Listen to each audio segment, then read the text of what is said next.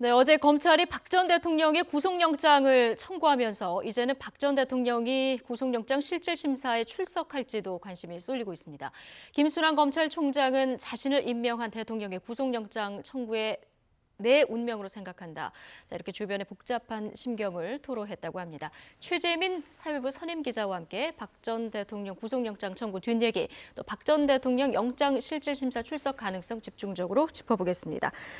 자, 최재민 선임 기자 나와 있습니다. 어서 오십시오. 네, 안녕하세요. 예, 김순환 검찰총장 임명권자에 대한 구속영장을 청구하는 1호 총장이 네, 그렇습니다. 되게 됐는데요.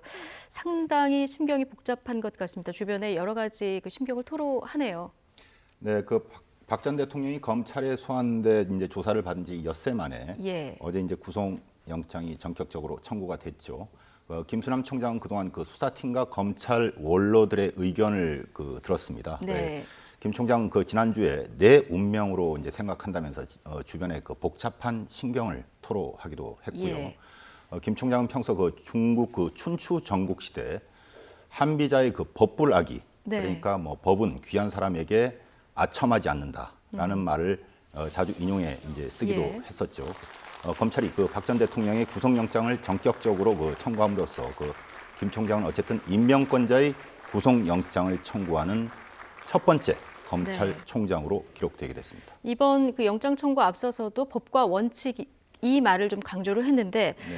자, 김순남 총장이 고민이 깊었던 만큼 조만간 거취를 표명하지 않을까 이런 얘기도 좀 나오고 있는 것 같습니다. 이 전망 어떻게 볼 수 있을까요? 사실 김 총장의 거취 문제는 네. 이번 국정농단 사태가 일어나고 나서부터 꾸준히 나왔던 얘기입니다. 그래서 예. 이제 자신을 임명한 그 대통령을 구속한다는 것에 대한 상당히 인간적인 번뇌를 느꼈을 것으로 보이고요. 그래서 이제 자신의 운명이다라고 이렇게 생각한다라고 이제 말하기도 했었죠. 최근 원로들과의 의견을 듣는 자리에서 영장 청구와 함께 거취를 결심하는 게 맞다는 의견이 나온 것으로 알려졌습니다. 김 총장의 사태는 박 전 대통령의 구속영장 발부 여부를 떠나서 사실상 어떻게 보면 임박한 것으로 보인다고 봐도 될 것 같습니다. 예. 자, 검찰이 이제 박 전 대통령 구속영장을 청구하게 되기까지 결정적으로 어떤 것들을 고려했을까요? 크게 세 가지로 볼 수가 있겠습니다. 사안의 중대성하고요, 증거 인멸의 우려, 그리고 형평성 문제 때문인데요. 박 전 대통령이 받는 혐의가 뇌물수수와 직권남용, 강요를 비롯해서 무려 13가지에 이른다는 겁니다. 예. 또 박 전 대통령은 검찰 1기 특수본 대면 조사 요구를 3차례나 거절을 했었고요. 박영수 특검의 대면 조사도 응하지 않았을 뿐더러 이번 검찰 조사를 받으면서도 혐의 대부분을 또 부인을 했다는 점이 네. 영장 청구의 한 원인으로 꼽을 수가 있고요. 특히 이번 국정농단 사태의 공범 대부분이 구속이 돼 있는 상태인데 사실상 혐의가 가장 무거운 사람이 어떻게 보면 박 전 대통령이라고 볼 수가 있습니다. 그런데 예. 이제 박 전 대통령을 구속하지 않는 것은 형평상에 맞지 않는다라는 것이 법조계의 판단입니다. 네, 모레 영장 실질 심사가 열리는데요. 공교롭게도 중앙지법의 연장 전담 판사 가운데 가장 후임인 판사가 담당을 하게 되지 않았습니까? 이건 무작위로 뽑는 건가요? 그렇습니다. 중앙지법에는 3명의 예. 영장 전담 판사가 있고요. 2명은 부장 판사이고 1명은 내년에 이제 부장이 되는 후임입니다. 그런데 예. 이제 강부영 판사인데요. 사법연수원 32기로 다른 2명의 영장 전담 판사가 사법연수원 26기 인정을 고려를 하면은 한 6년 후배가 되는 셈입니다. 예. 그런데 법원이 어떤 의도를 가지고 강 판사에게 배당한 것이 아니고 무작위로 돌리다 보니까 이렇게 된 겁니다. 그래서 예. 이제 또한 영장 실질심사는 강 판사가 맞지만은 사안의 중대성 때문에 다른 2명의 부장 판사와도 일정 부분 의견을 나누는 절차를 가질 것으로 보입니다. 이 세 분의 의견이 다 골고루 반영이 된다 네, 이렇게 그렇다고 보면 될 것 같습니다. 되겠네요. 네. 예. 자, 이제 박 전 대통령이 이제 구속 전 피의자 신문, 영장 실질 신문에 이제 나올지 네. 이게 관심 아니겠습니까? 최재미 기자는 어떻게 전망하십니까? 이와 관련해서 박 전 대통령은 박 전 대통령 변호인단은 아직 가타부타 말을 굉장히 예. 아끼고 있는 상황입니다. 그런데 현재는 박 전 대통령이 영장 실질 심사, 즉 구속 전 피의자 신문이라고도 이제 하는데요. 네. 출석할지는 아직까지는 알 수 없는 상황입니다. 그럼 경우의 수를 좀 따져봐야 되는데요. 박 전 대통령이 영장 실질 심사에 출석할 경우, 이 경우는 일단 어떻게 되는 겁니까? 법원은 일단 어제 오후에 그 박 전 대통령의 그 구속 영장 실질 심사와 관련해서 네. 검찰에 구인장을 발부를 한 상태이고요. 예. 이 구인장은 검찰이 박 전 대통령을 영장 실질 심사가 열리는 서울중앙지법 법정에 실질 심사가 열리는 시각인 모레 오전 10시 반까지 데리고 오라는 그런 내용입니다. 네. 통상 구인장에는 피의자가 영장 실질 심사를 마친 뒤 결과를 기다리는 장소인 유치 장소가 이제 기재가 돼 있지만은 예.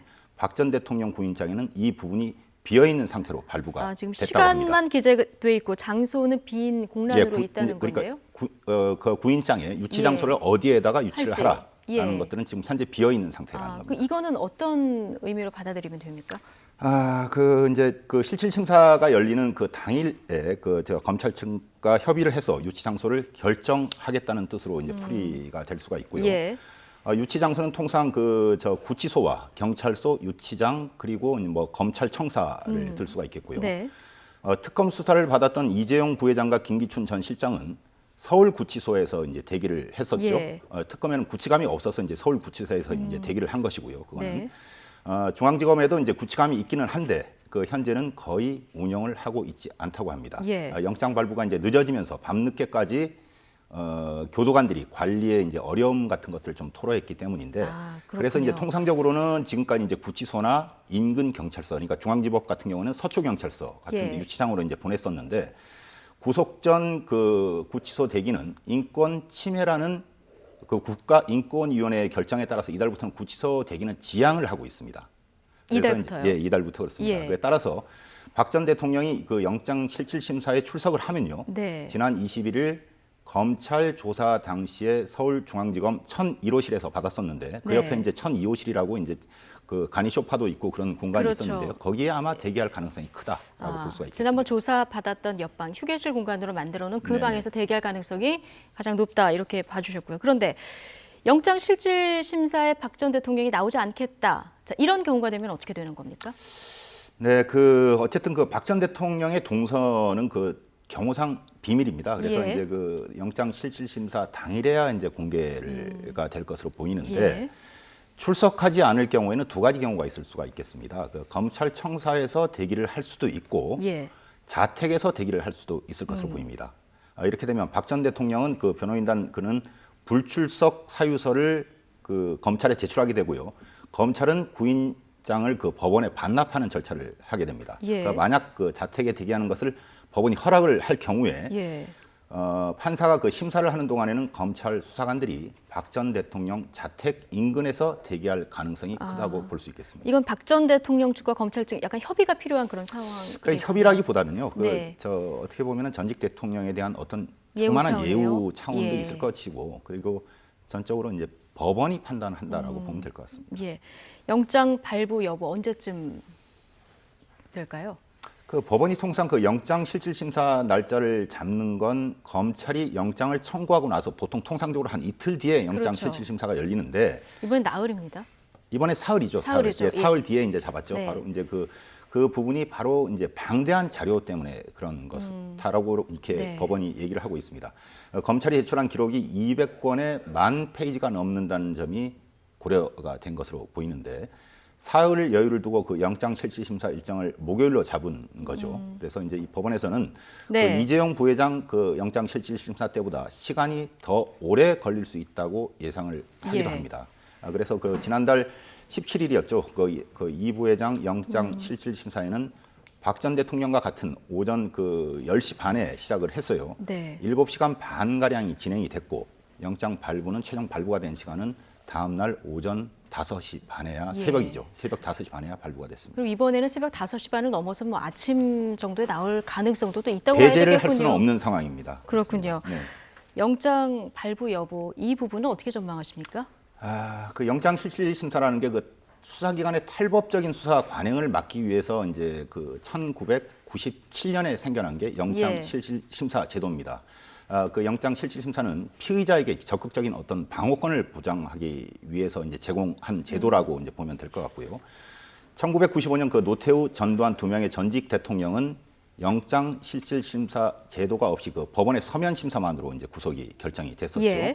이 때문에 그 박 전 대통령은 그 영장 심사를 받는 1호 전직 대통령이라는 불명예도 안게 됐습니다. 그래서 박 전 대통령이 영장 실질심사에 출석하지 않으면 영장을 청구한 검찰의 입장이 더 무게 있게 검토가 될 것으로 보입니다. 그럴 수밖에 없겠죠. 네, 따라서 그 영장 발부 가능성이 크다고 볼 수가 있고요. 예. 박 전 대통령이 출석을 한다면 예. 법원은 박 전 대통령 측의 입장을 충분히 듣고 판단할 것으로 보입니다. 네, 여기까지 듣겠습니다. 사회부 최재민 선임 기자와 함께했습니다. 고맙습니다.